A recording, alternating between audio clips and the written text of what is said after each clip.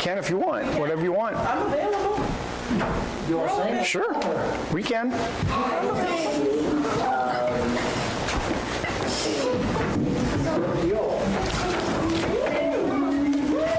Use the musical note book. Can we play 207? 207? Sure. Do I know it? Yes, we do. Oh, happy day. Yeah, page 207.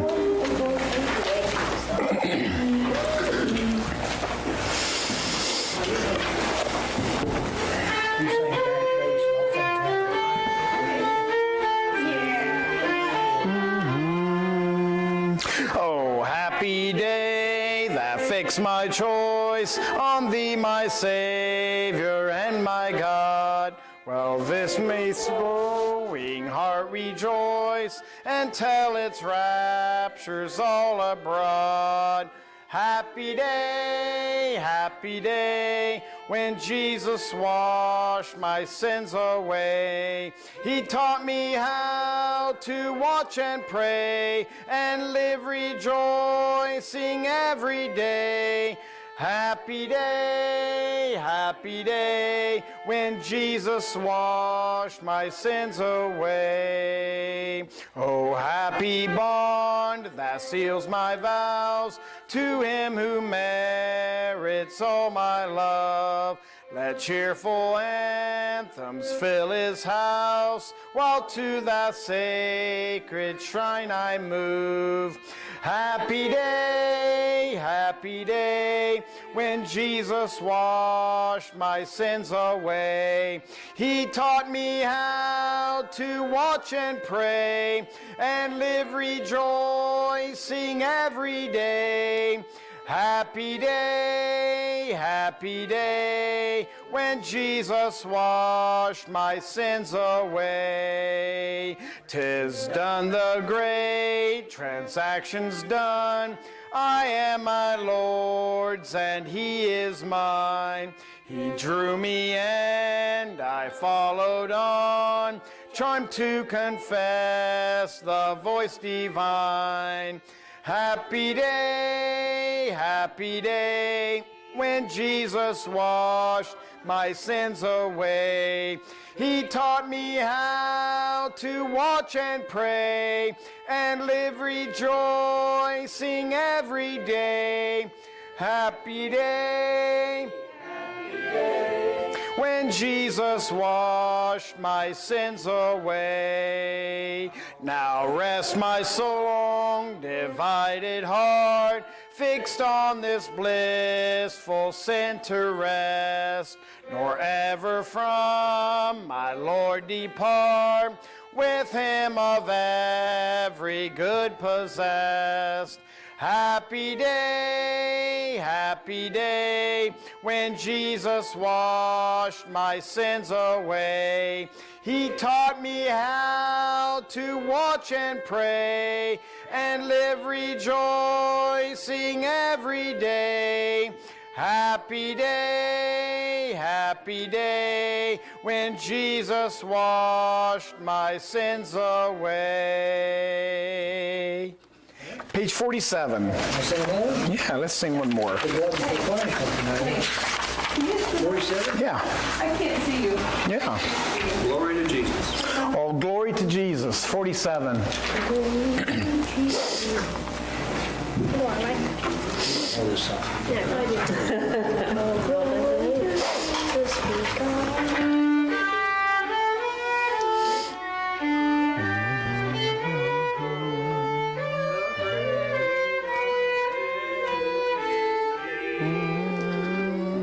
All glory to Jesus, begotten of God, the great I am is he, creator, sustainer, but wonder of all, the Lamb of Calvary.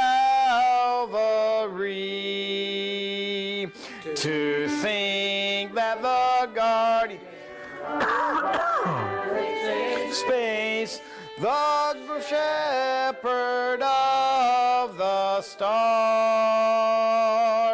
is tenderly leading the church of his love by hands with crimson scars. The King of all kings and the Lord of all lords, he reigns in glory now. Someday he is coming, earth's kingdom to claim, and every knee shall bow, and every knee shall bow. All right, amen. You may be seated. All right.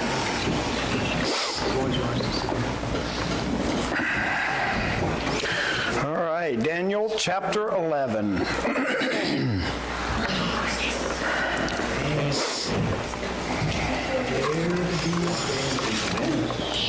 I found out a couple more things about all this week. I was looking and I was reading one of those historical lines, I guess, that are on the internet, and I found out a couple of other truths that we'll just kind of skim through here before we go on, but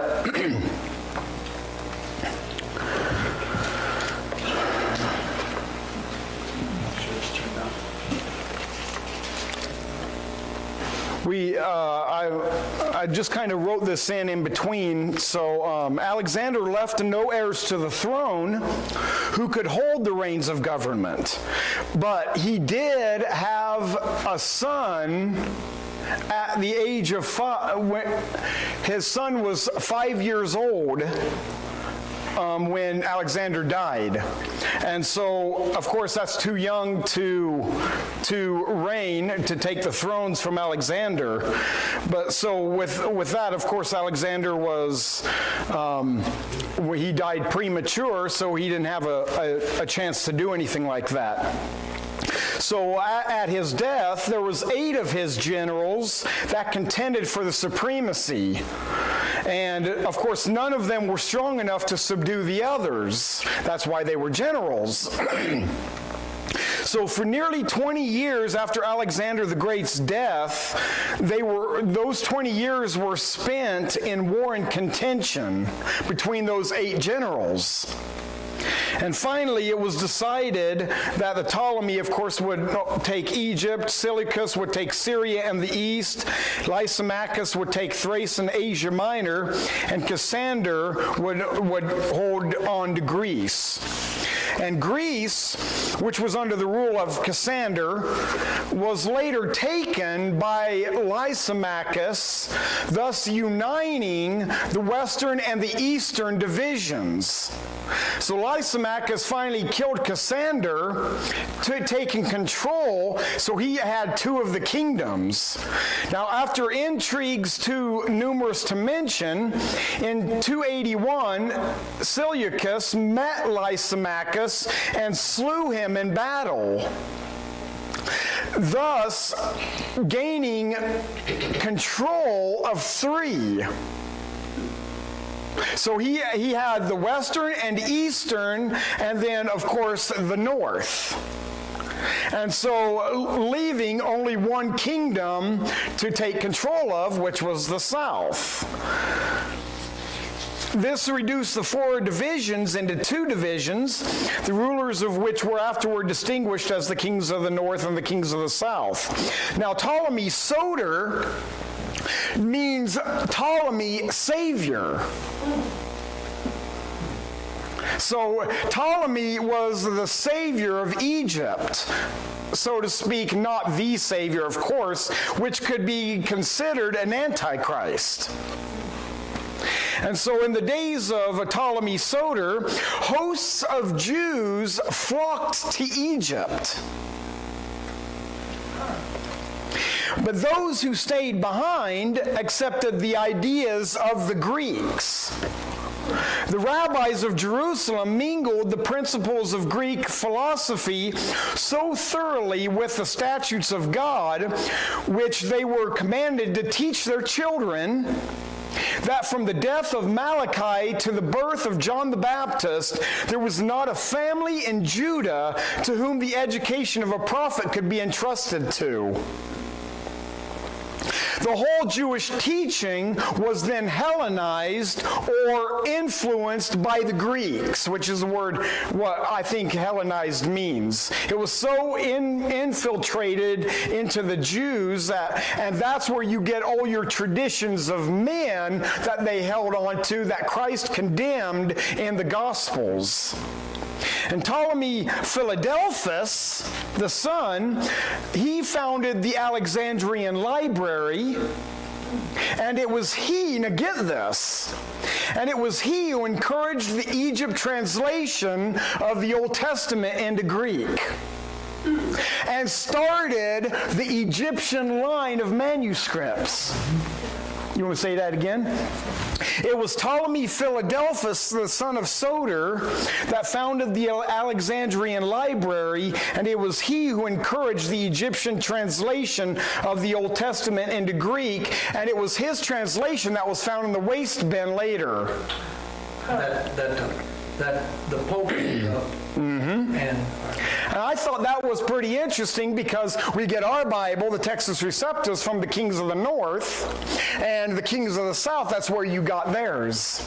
And that started way back here with this guy. He was the one that started the Egyptian manuscripts for the false Bibles, all the false books today. And I thought that was interesting. And so I wanted to bring that out because we were talking about a little of that last week or the week before or something.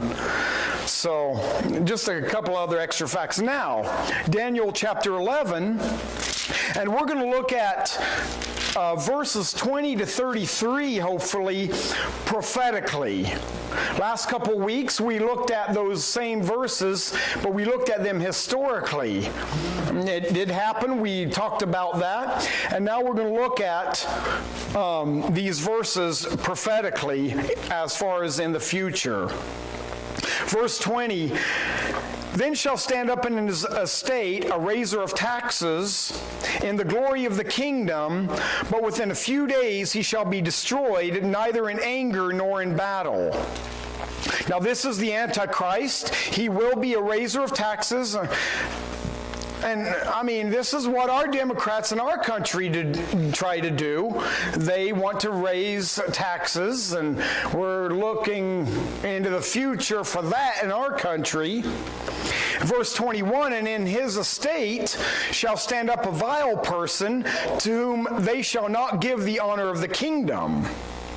But he shall come in peaceably and obtain the kingdom by flatteries. So, of course, we know that this vile person historically is Antiochus Epiphanes, but prophetically it is the Antichrist. He will be a vile person. Verses 22 through 24, and with the arms of a flood shall they be overflown from before him, and shall be broken, yea, also the prince of the covenant. Now, when you read this, you have to remember that the Antichrist is half Jew, half Syrian. He will be the king of the north in the tribulation. Okay, and when it talks about the king of the north here, that will refer to the Antichrist in the tribulation period. And he will be doing battle down there with the king of the south, which is Egypt. And so... Join forces, or they're going to be against one another? Well, a little of both. Okay. A little of both, because they're going to fight. And so, now look at verse 22. It says, now, first of all, this peace in verse 21 is a false peace that the Antichrist will obtain through flatteries. The honor of the kingdom will not be given to the Antichrist. He will take it. So through flatteries, like It's like getting an honorary doctorate or getting the Nobel Peace Prize. Yes. And you're able to, Yeah, through flatteries, and not only that, but he'll speak subtly and everything, and and be able to bring the people under his control through flatteries. If you go look at what Absalom done to the people, that's what he's taught, the flatteries. Yeah. Because Absalom was a type of the Antichrist. How, he would just yield to them and Yep. tell them, well, if I was the king, why I would, and it's a mushy, he just makes them feel good about themselves. Yeah. Absalom was good at that. Yes, he was. Let's see. That's basically what this flatteries here. that type, okay. Look at 2 Samuel chapter, is that 17? I don't have that here. No.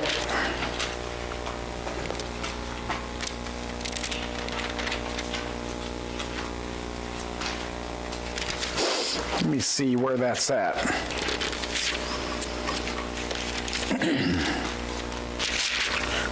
Chapter 17.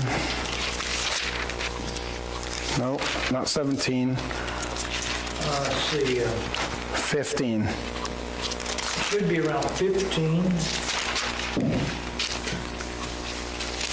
is with Amnon and, Yep, it's the beginning of either. 14 should be in there. So. Yeah, 15:1. And it came to pass after this that Absalom prepared him chariots and horses and 50 men to run before him. And Absalom rose up early and stood beside the way of the gate.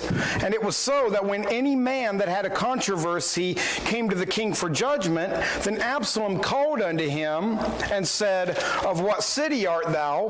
And he said, Thy servant is of one of the tribes of Israel. Now, this is the way it starts. He, first of all, was personable to the people. The people would come and inquire of the king. Absalom would be personable and inquire about their life, asking them how they're doing. And Absalom said unto him, See, thy matters are good and right. There is no man deputed of the king to hear thee. In other words, the king's too busy. And the king's hasn't given anybody the right to help you. He don't care. You know. He don't care about you. Well, no, but he acts like he does. Oh, I know. Yeah, he's acting like he does. The king don't really care. Oh, yeah. Like I do. Right. Yeah, exactly. And so, Yeah. oh, that I were made judge in the land, verse 4, that every man which hath any suit or cause might come unto me, and I would do him justice. And it was so that when any man came nigh to him to do him obeisance, he put forth his hands and took him and kissed him. And on this manner did Absalom to all Israel that came to the king for judgment. So Absalom stole the hearts of the men of Israel. What does that mean? The men became loyal to Absalom and not King David. Yeah. And he stole the kingdom. And then you go on and read it. And Absalom's the perfect type of the Antichrist. And so he used flatteries, that someone might hear your problems. Kind of like what Judas did to Jesus. Yeah. Similar, of course, Judas is a type of the Antichrist as well. Jesus didn't fall for it. He just let him do it. And so the honor of the kingdom will not be given to the Antichrist, just like the honor of the kingdom was not given to Absalom. But they will know that he's vile. Look at verse 21. And in his estate shall stand up a vile person. Now watch this. To whom they shall not give the honor of the kingdom. They're going to know he's vile, so they're not going to give him the honor of the kingdom. But he shall come in peaceably and obtain the kingdom by flatteries. So he'll obtain it through flatteries. It's very interesting. You've got to watch, because sometimes we read these verses and we skim over these little details. Okay, what chapter? Verse was that? Daniel 11:21. And so now verse 22, and with the arms of a flood shall they be overflown from before him. So the arms of a flood will be, now a flood in the Bible, as we know, is multitudes of people. He's going to have an arm of flood, and it's going to be many people that's going to be on his side. And with the arms of a flood shall they be overflown from before him, and shall be broken, yea, also the prince of the covenant. Now, overflown, it doesn't say overthrown. It says overflown, which means to spread over as water, to overwhelm, to be abundant. Press. Right. And so now who is the they that's referring here? Because it says, then shall they stand up, and verse 21, in his estate shall stand up a vile person to whom they shall not give the honor of the kingdom. Verse 22, with the arms of a flood shall they be overflown from before him, and who's the they? It's the Jewish people. Yes, right. So the they is referring back to those that are in the kingdom. Right. That he's taking this honor of this kingdom. So when you see that word they, that's what it's referring to. Now, who is being overflown here? It's the kingdom of the south. It's the Jewish people, but it's also the kingdom of the south. Now, it says, and shall be broken, yea, also the prince of the covenant. Now, the prince of the covenant will be broken as well. This indicates that the Jews will be involved somehow, but think about this. Could also be referring to whoever the Antichrist is making a covenant with. It's the Jewish fathers. Not necessarily. Who is he making this covenant with? The covenant's being made with the king of the south. That's what it says later on. Well, we know that he's going to make a covenant with the Catholic Church. Mm-hmm. Make a covenant which will bring in the Muslims and everything else. Correct, but see, we always teach that this is the Jewish people. It's not. It's not the Jews that he's making a covenant, although he is going to make a covenant with them. We understand that. But look at this. Indicates that the Jews will be... Now, if the Antichrist is making a covenant with the king of the south, then the prince will be killed. Meaning the prince, the king's son, will be killed. Now, look at Daniel chapter 9. And look at verse 26. Let's see. Yeah, verse 26, and after 62 weeks shall Messiah be cut off, but not for himself, and the people of the prince that shall come shall destroy the city and the sanctuary. Who's the prince? It's the Antichrist. Yeah, it is. Yeah. Okay? And so, but it's the Antichrist that will confirm the covenant. So the prince of the covenant in chapter 11, is he the Antichrist?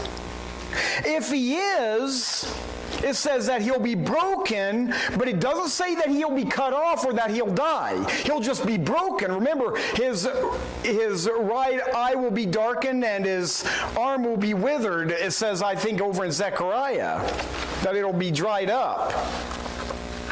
So, but I personally don't think it's the Antichrist, and I don't think it's a Jewish prince. I think that it is the king of the south. I've got a note here. It says Rome under Titus, written outside that verse.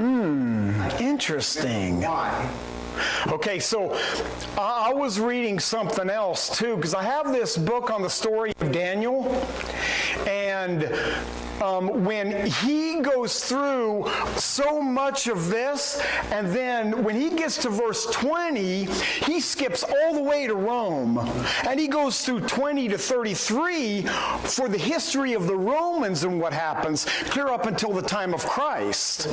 And he's saying that this Prince of the Covenant is Jesus Christ, and that he's broken on the cross, but Christ wasn't broken. Not one bone was broken. No.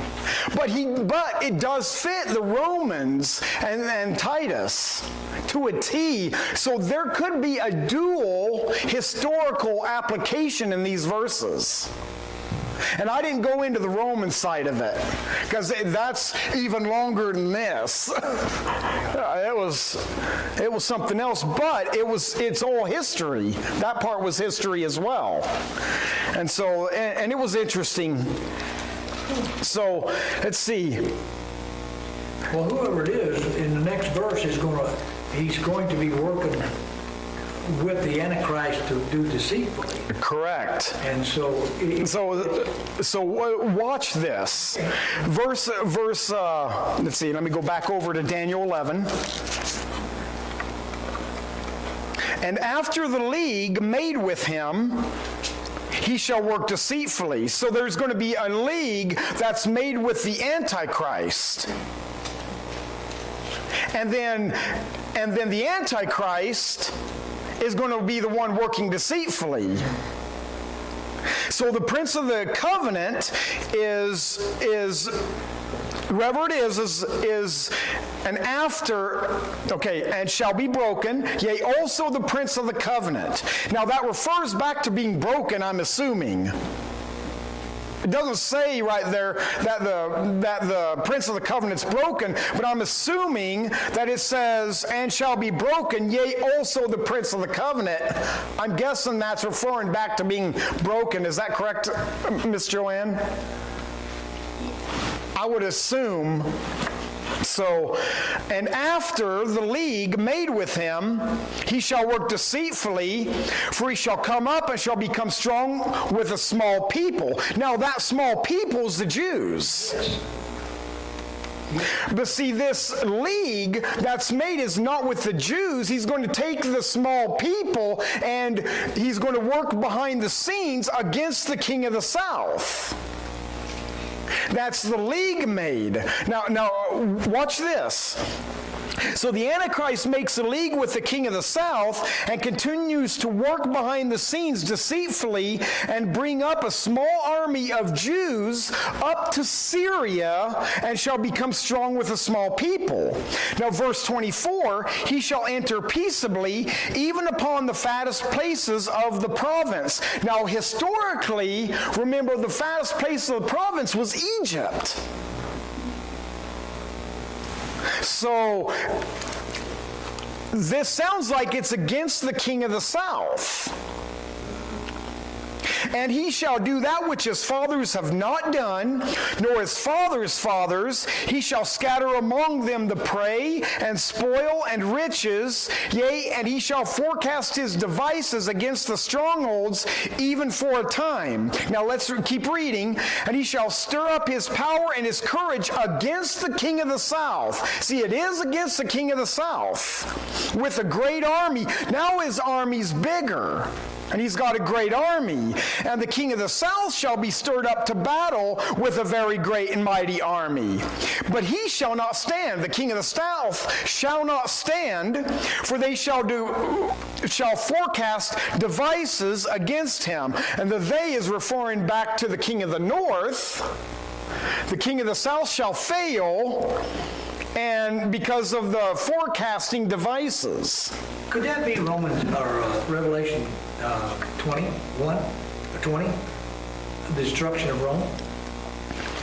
It could be. I didn't even think about that, but it could very well be due to the destruction of Mother Babylon or the Mother Harlot. Babylon the Great. Where's that? Could be. I mean, so, It could be, and because the history with Antiochus Epiphanes, if you follow him being the type of Antichrist, then this fits right along with prophecy of what the Antichrist will do. Yeah, because over in Revelation 20, he makes a league with Rome.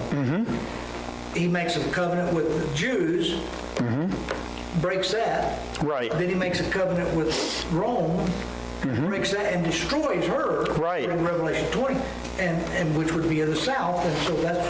I mean, these two covenants that he's making, one with the Jews and one with the kings of the south, that's not the only covenants he's making. I'm sure he's making promises to everybody. Sure.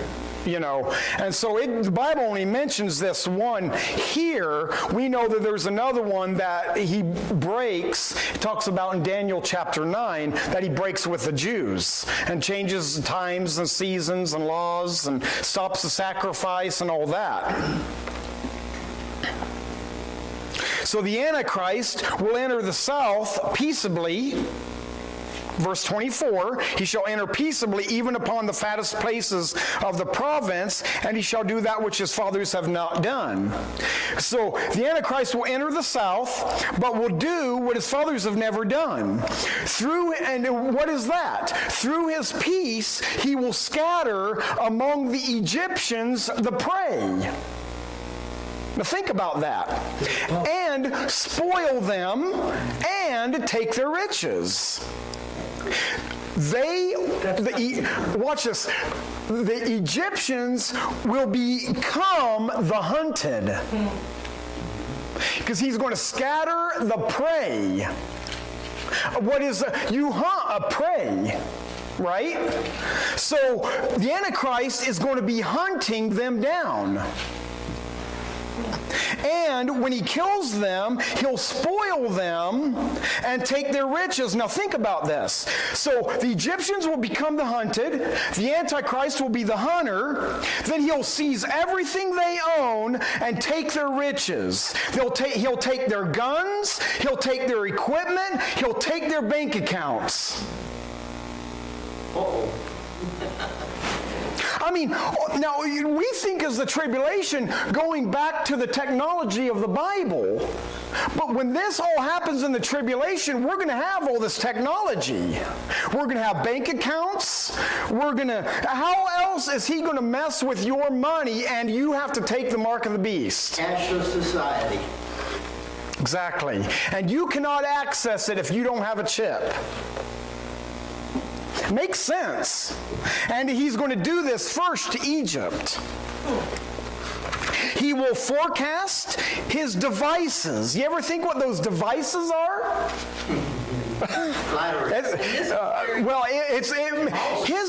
His devices, okay.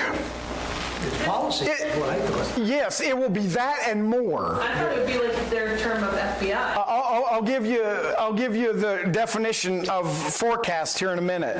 It says he will forecast, meaning he will predict their every move and know what they will do before they do it. Now, my mind goes back to President Trump. Because he knew that in his election, he knew that they were going to commit fraud. And he could forecast that thing. He knew it was going to happen because they fought him for 4 years. Well, the Antichrist will be able to do the same thing because he's going to know if they take this move, this is what I can do, or if they go here, I'll be able to do this. He's going to know. That's due to counsel, though. Right. Yeah. Right.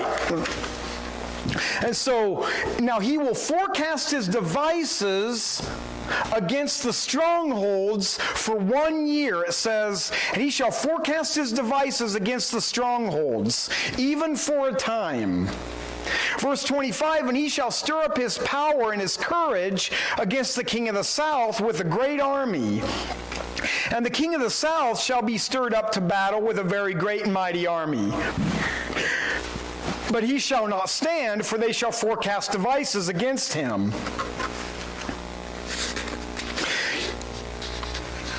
So the Antichrist will get stirred up against the king of the south and will have a great army. in seeing the Antichrist come to the king of the south then gets stirred up, and he gathers his great army. But it says the king of the south will not stand. That means he'll fail, and for his army shall devise devices against him. Now, think about it this way. It says, but he shall not stand, for they shall devise devices against him. You know who that they there is? It's the king of the south's army. They're going to betray their king, the king of the south. Because they see that they're going to fail. They're going to forecast devices against him. Yea, now watch this, they that feed of the portion of his meat shall destroy him. Those that eat of the king of the south's table are the ones that's going to kill him and destroy him, not kill him, just destroy him. And his army shall overflow, and many shall fall down slain, and that's the Antichrist's army. And both these kings' hearts shall be to do mischief. They shall speak lies at one table, but it shall not prosper, for yet the end shall be at the time appointed. That's Revelation 18. It's Revelation 18? The destruction of Rome. It's the same thing. And it says the kings of the earth who have committed fornication, live deliciously with her, shall bewail her and lament for her when they shall see the smoke of her burning, when Christ destroys her, and the whole kings of the earth. Yeah. I guess I don't have the forecast, but it's to forecast. Now, his devices, when forecast means to look ahead and to be able to make predictions and stuff, but his devices is going to be more than just his policies and everything. Technology. It's going to be technology. Yeah, Yes. Devices mean electronic or policies, plans or tricks. Exactly. Right. And they have, I mean, whether it's this or something still down the road, they take computer algorithms and they can figure out. Right. They know what, I mean, everything, all your information. Exactly. Well, just an example, this week what happened with the stock market? Yeah. As soon as that happened, what did Facebook and them do? They shut them down. They took everything off. And what all they done was just redone their algorithms, and whatever you call them, and they just shut everything down to where they had technology to stop everything. And I just heard today they allowed it to, but there again, it's high tech. Manipulating. Oh, big tech? Yeah, it's big tech. Huh? Big tech, right? Yeah, okay. So, yeah, I mean, forecast devices, you're exactly right, Shannon. It's technology, it's phones, it's car computers. I mean, he's going to bring all this stuff against the king of the south. Can I add? Yeah. So with some of the lasers on some of the planes that they have now, have you heard that? Yeah, we have planes that have lasers on them. And so one of the things with that Nashville thing was an accident. So, but there's trying to put up little segments that could help in space and stop things. Yeah, yeah. Oh, question. Have you been noticing all the UFOs? Yes. They unleashed all of the files, all of them. Yeah, you can go in and look at them now. Yeah, well, yesterday, just yesterday, I looked on my, it flashed up in LA. I mean, there was hundreds of people took pictures of this flying saucer that just came in and hovered there, and they got pictures of it, and people looked at it, and there was no manipulation. I'm telling you, the spiritual warfare. Yeah. That's happening. I think Cynthia asked me I know. about that last week, didn't you? About Because of look who we have as president. But you know what? Do you know what country They had started one, to Tucker build with Carlson. He reported flying one. saucers? Was Germany. They were experimenting with flying saucers, and that fancy jet that the U.S. has now, they made plans to make that jet, a jet with no fuselage. And what do we have now? We stole it from the Germans during World War II. We now have a jet with no fuselage because they stole the plans. And they've been experimenting with flying saucers. Oh, of course they have. They've been doing that since the days of Roswell when all that went down. Yes, exactly. They've It's been the U.S. because they stole the plans. Has anybody watched the X-Files? Do what? Used to. It was interesting because a lot of that stuff was true. Yeah. I mean, a lot of it wasn't, but a lot of that was. But just in the last 3 weeks, the UFO sightings has been just off the wall. Yeah. Verse 26. Yea, they that feed of the portion of his meat shall destroy him, and his army shall overflow, and many shall fall down slain. People that eat from his own table will betray him and destroy him, but he'll still not be killed. We're talking about the king of the south. Many on both sides will be slain. Sounds like a civil war. King of the south against the king of the north, big civil war, many killed on both sides, and yet the Antichrist will have so many on his side that his army will overflow the land. Verse 27, and both these kings' hearts shall be to do mischief, and they shall speak lies at one table. But it shall not prosper. Those lies that they tell each other won't prosper. For yet the end shall be at the time appointed. That's United Nations. Yeah. They both don't have the other's well-being in view. It's only to do mischief against each other.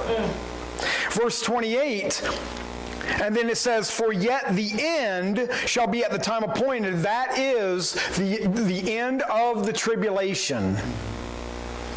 Then shall he return into his land with great riches. Now this is the king of the north, the Antichrist.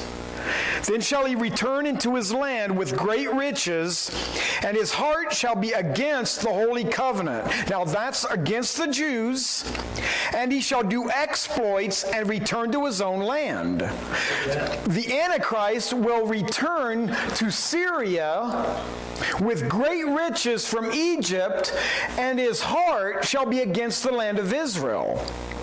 He shall do exploits and return to his own land. What does exploits mean? It means exploits are bold and daring feats.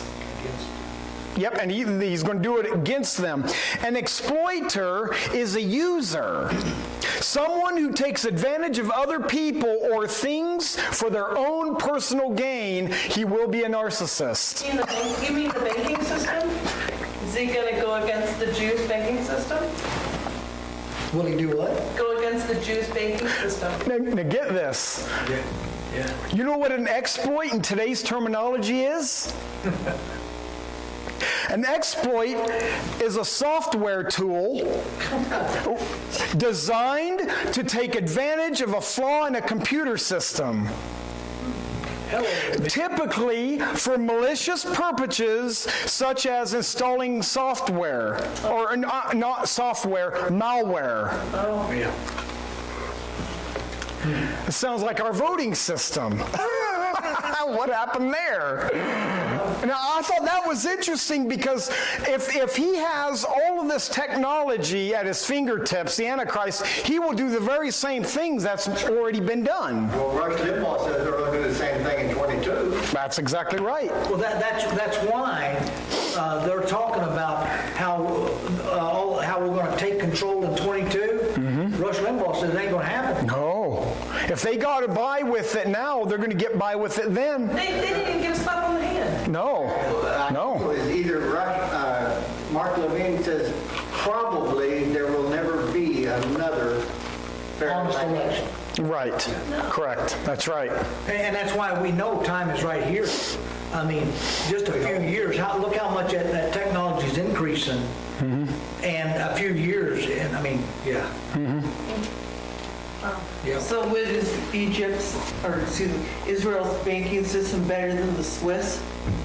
Because Swiss used to have the best bank system in the world, and Well, now, I'm referring to like the Rothschilds and the Rockefellers. I don't know if they're the Swiss banking, but they're all a part of a cult. yeah. And so they're behind a lot of what's going on now. So if they rise up against the Jews, which ultimately they believe in genocide, so why wouldn't they? So that's what I'm thinking. And then he'll return to his own land, which is Syria. That's where he's at the second coming. Right. Lord. At the time appointed, verse 29, he shall return and come toward the south. So at the time appointed, he's going to come back and come through Israel and come back toward the king of the south again. But it shall not be as the former or as the latter, which means he makes a move toward the south, but he doesn't get very far this time. But it shall not be as the former means it will not be like it was before. Or as the latter means it will not be like it was the last time he was in the south. In other words, he's not going to take any riches or nothing. Something stops him from going very far. Probably he gets killed. The king of the north does, and then of course he gets resurrected, we know, in the tribulation. What is it, 3 days later? Does he come back alive, or? What's that? The Antichrist, when he gets killed, he comes back. He's never killed. Well, he is. Because he's got to be an Antichrist and copy what Jesus Christ did. What happens at Syria and through there is when the Lord lops off one of his heads. That's right. Wounds his arm. Right.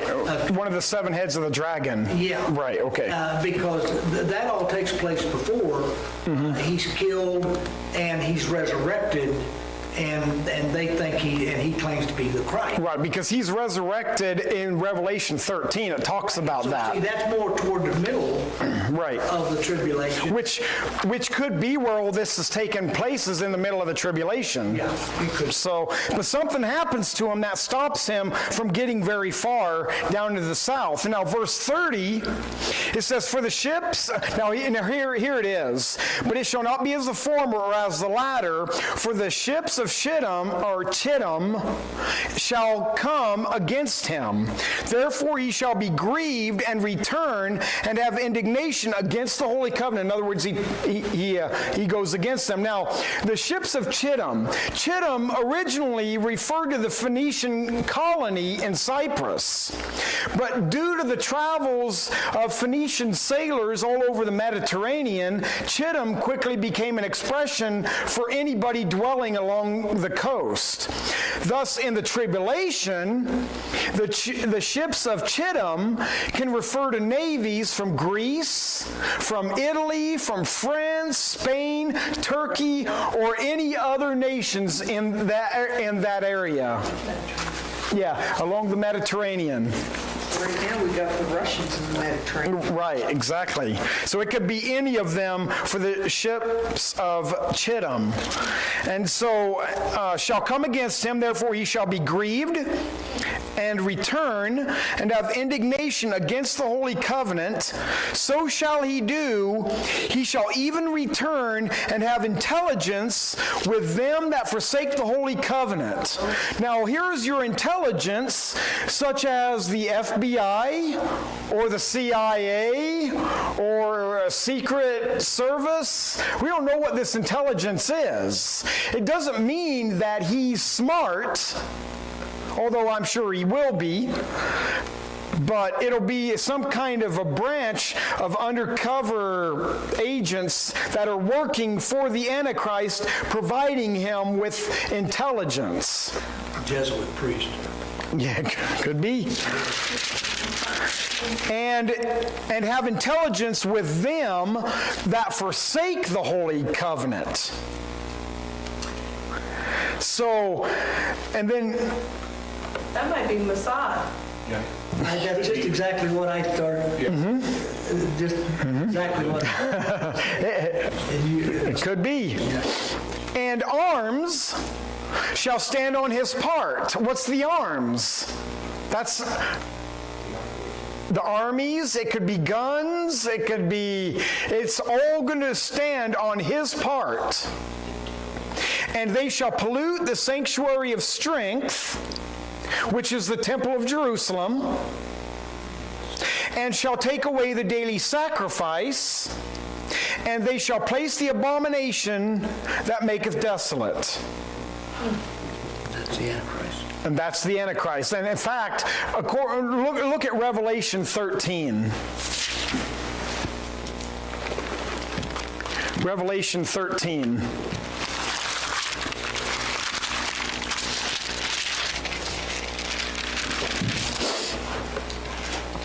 See, there, that verse 3 is what, Right, Yeah. as its heads, yeah.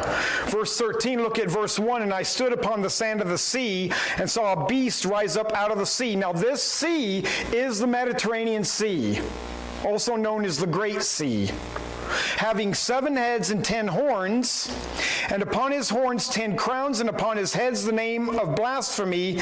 And the beast which I saw was like unto a leopard, and his feet were as the feet of a bear. His mouth is the mouth of a lion, exactly what Daniel saw in chapter 7, verse 7.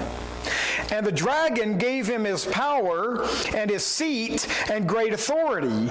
And I saw one of his heads as it were wounded to death, and his deadly wound was healed. And all the world wondered after the beast. And they worshiped the dragon which gave power unto the beast, and they worshiped the beast, saying, Who's like unto the beast? Who's able to make war with him? And there was given unto him a mouth speaking great things and blasphemies. This beast is going to be able to speak. And a power was given unto him to continue 42 months, 3.5 years. And he opened his mouth in blasphemy against God, to blaspheme his name and his tabernacle and them that dwell in heaven. And it was given unto him to make war with the saints, that's the tribulation saints, and to overcome them. And a power was given him over all kindreds and tongues and nations. And all that dwell upon the earth shall worship him, whose names are not written in the book of life of the Lamb slain from the foundation of the world. If any man have an ear, let him hear. He that leadeth into captivity shall go into captivity. He that killeth with the sword must be killed with the sword. Here is the patience and the faith of the saints. And I beheld another beast coming up out of the earth. And he had 2 horns like a lamb, and he spake as a dragon. And he exerciseth all the power of the first beast. So this beast has the power of the first one, and causeth the earth and them that dwell therein to worship the first beast, whose deadly wound was healed.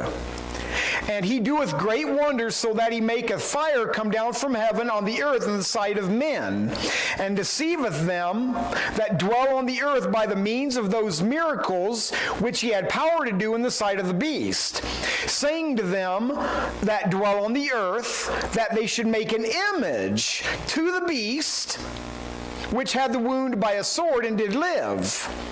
Now this is the first beast. Remember, the second beast is going to give power to the image of the first beast. Verse 15, and he had power to give life unto the image of the beast, that the image of the beast should both speak and cause that as many as would not worship the image of the beast should be killed. And he causeth all, both small and great, rich and poor, free and bond, to receive a mark in their right hand or in their foreheads. Now, and then it goes on with the number of the beast and the name of the man. But this image has been given life, and it's this image that goes and sits in the temple on the mercy seat.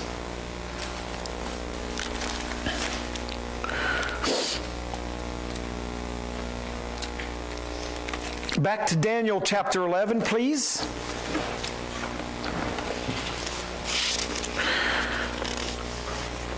Verse 32. And such as do wickedly against the covenant, against the Jews, shall he corrupt by flatteries. But the people that do know their God shall be strong and do exploits. Okay, there's that word exploits again. So in verse 32, this is where the phrase comes from, flattery worketh ruin. Be careful of people always flattering you, because they're setting you up for something. My mind goes back to Naboth and his vineyard when Ahab went and turned his face to the wall. And what did Jezebel do? She said, well, bring him, have a big feast, and set him at the top of the table, give him the most important seat. And so she flattered him and told him, well, here, you can have the top. And what happened? The two men of Belial, men of the devil, came in and said, he blasphemed God and the king. They took him out and stoned him. Same day. He was set on high among the people and then killed. All because of flatteries. Sounds like he crossed Hillary. Right. Yikes. You watch how Joe Biden talks. He talks like a grandpa. Yeah, it's flatteries. And in that very quiet, Come on, man. very quiet, seductive type voice that Yep. just good old Joe and you can trust me. And, Yep.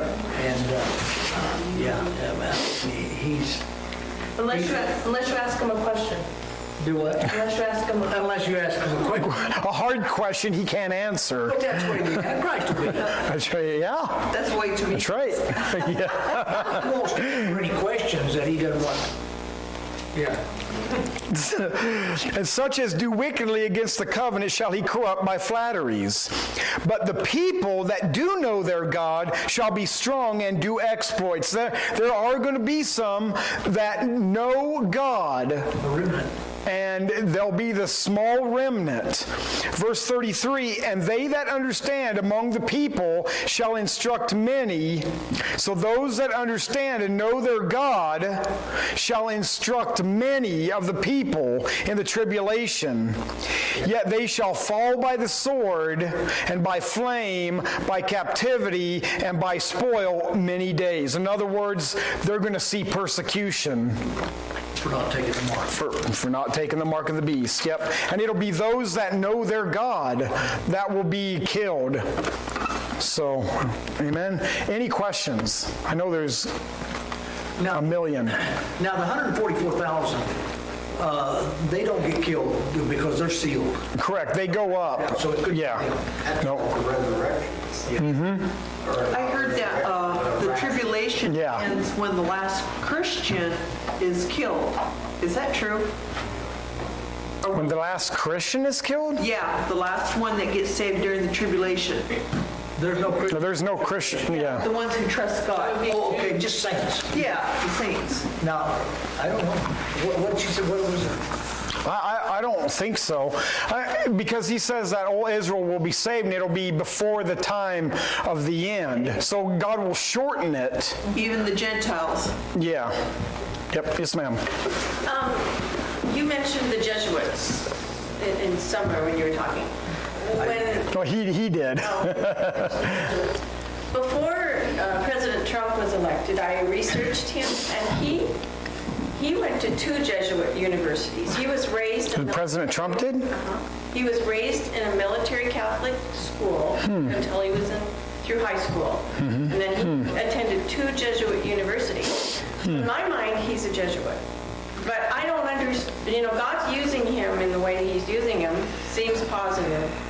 But I always wonder, why would he use a Jesuit? Well, see, and that's the thing, because, I've always heard growing up in a Christian home that Abraham Lincoln was a Christian. He was. No, he was not. Abraham Lincoln. No. No. What was he? A deist. What did we, yeah, a deist. Yes, sir. What's the deist? He was a deist. Deist brings in humanism. Yeah. Okay. And deifies the man. And that's Abraham Lincoln. See, I was always told growing up in school and everything that he's a Christian. He was not. And I'll tell you one other thing. I think George Washington was a Christian, but he was a Freemason. Yes. Well, yeah, but they They're- all come out of that. Some of the Freemasons never Yeah. get high enough to find out what they. No, but he was what, level 33? Yeah, he was at the highest level, yeah.